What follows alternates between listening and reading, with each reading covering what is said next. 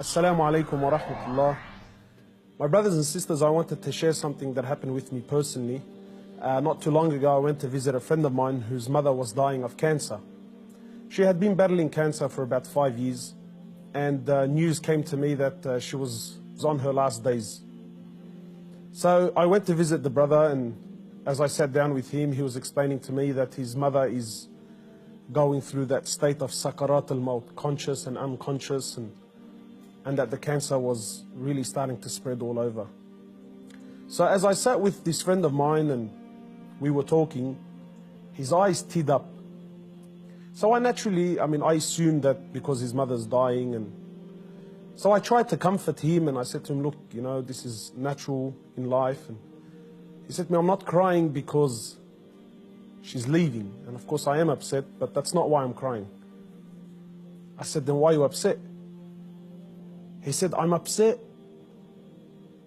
because all my life, I've never thanked my mother for what she's done.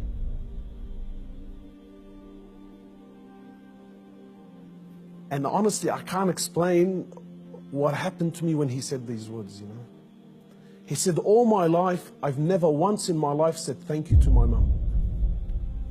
He said, and now that she's sitting in the next room and she's alive, but she's conscious and unconscious, and even if I spoke to her, she's not going to be able to understand or comprehend the words that I'm saying. And wallahi, my brothers and sisters, this really affected me. That all his life, all of our lives, for those of us who are fortunate enough that their mothers are still around, my mum has been there all my life, never failed me once, and never once have I ever come to her and just said thank you. And not one of those thank yous with some flowers, and that's a good thank you, but those really deep thank yous. That thank you that if she left me now, I've told her and I've thanked her from the depths of my heart. Wallahi, my brothers and sisters, I haven't been able to forget this. That when was the last time you thanked your mother?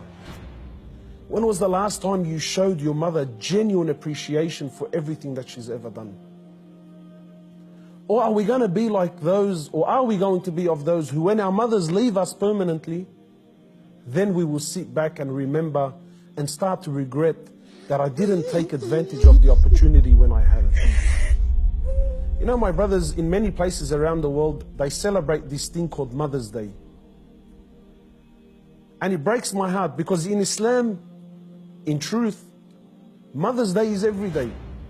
We don't single out one day of the year to say, oh, Mum, look, I remembered you today. But rather, we're ordered by Allah and His Prophet, more or less, to remember our mothers on a daily basis. A man came to the Prophet of Allah and he says to him, O Prophet of Allah, and many of us get this hadith wrong. He says, O Prophet of Allah, who is most deserving of my kind treatment? He says to him, your mother. He says, then whom? He said to him, your mother. He said to him, then whom? He said to him, your mother. He said, then whom? He said, then your father. Many of us, we interpret this to be love, that my mother is most deserving of my love. No. The person that is most deserving of your kind treatment, of your money, of your health, of everything that you possess, the person that is most deserving of this more than anyone, above all, is your mother, then your mother, then your mother, and then your father.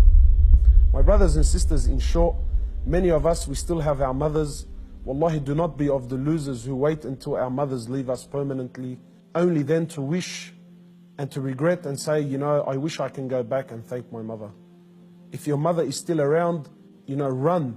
By Allah, run to her and thank her for everything that she's done.